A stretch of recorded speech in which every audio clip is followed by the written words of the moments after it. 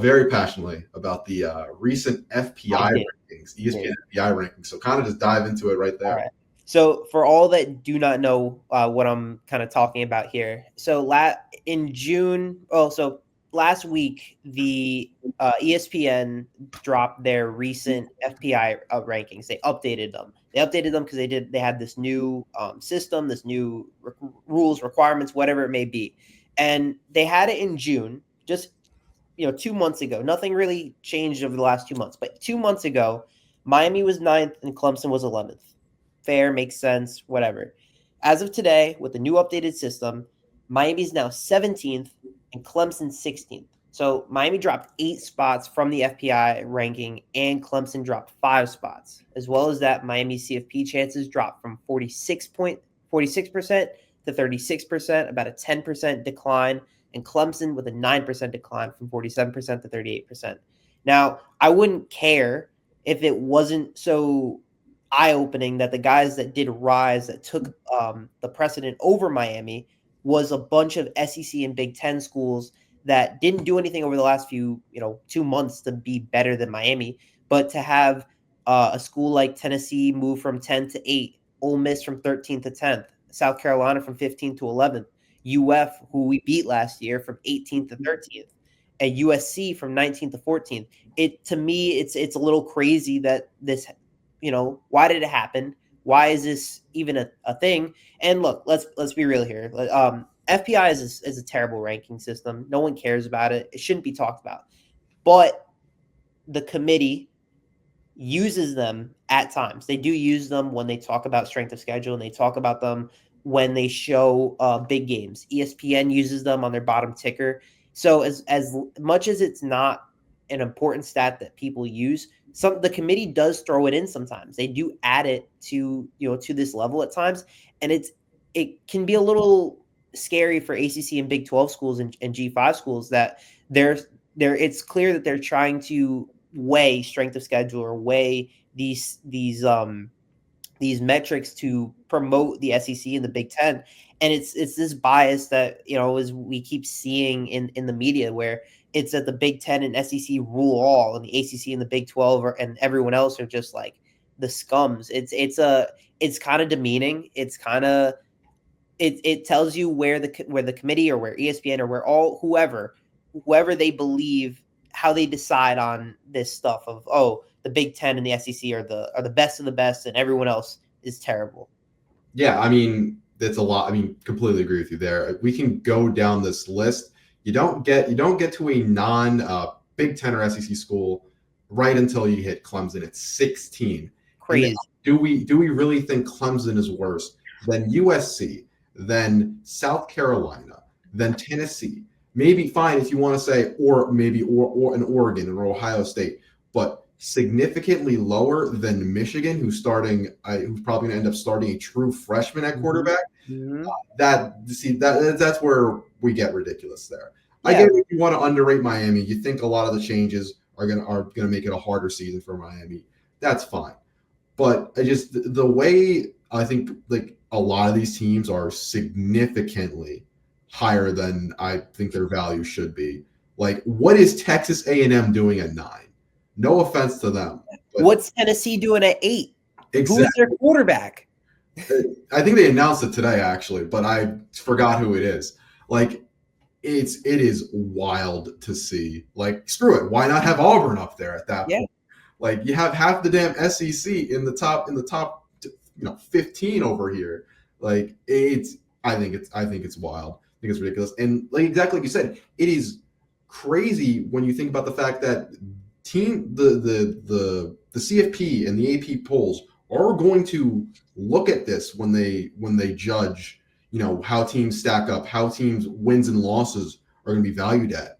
And like I get it, the bottom of the ACC might not be as good as the bottom of the SEC, but to look at these teams and to just decide, you know what, we're gonna fill it up with SEC schools.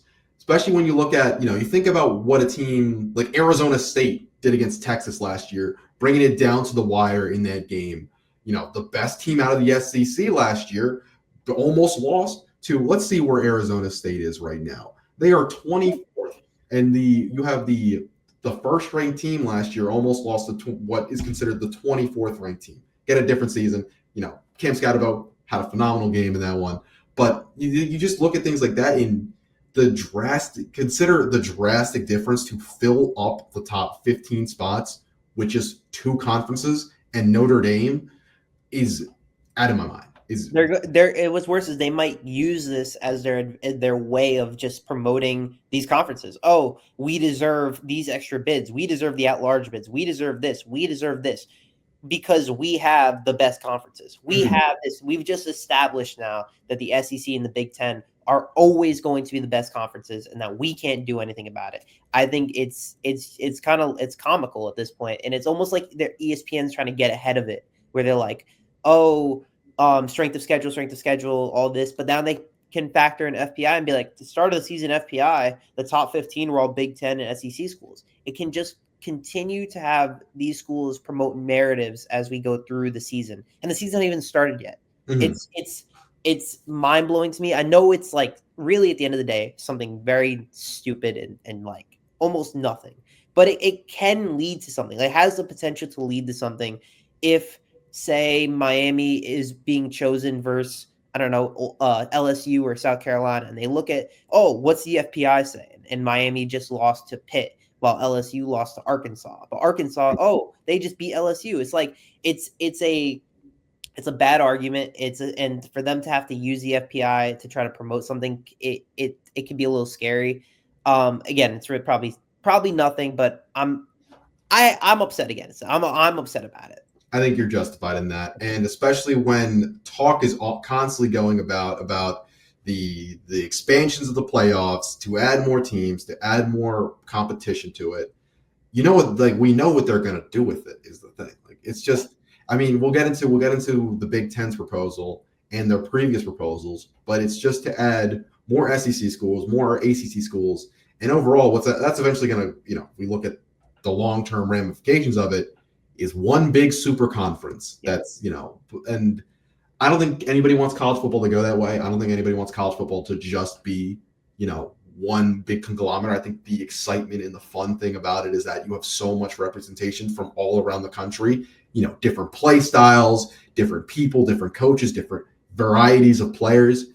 And like, like I said, this in particular is a smaller thing, but it's part of a larger issue, yes, which is kind of this overvaluing of the SEC and Big-10. Big-10 in a sense, where you're going to squeeze out where, like, if stuff like this negatively affects a team like Clemson or Miami or then and it causes them to want to switch, between that and money causes them to want to switch conferences. They're going to lose. We already lost the Pac-12, and we might lose more as a result of stuff, not this specifically, but stuff like this. Yeah, there's a real world within the next 10 years where the ACC does not exist anymore. There's a real possibility in that, and that maybe the best of the best in the ACC leave for the Big 12, or some of them, maybe FSU leaves for the Big 10, whatever it may be,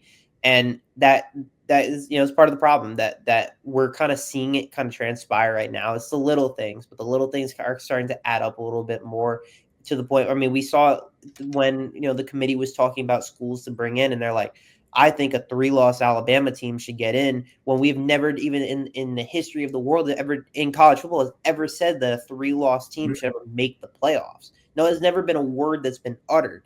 But now, because of the SEC, it just means more. Conference of Champions, like it's killing, it's hurting the sport.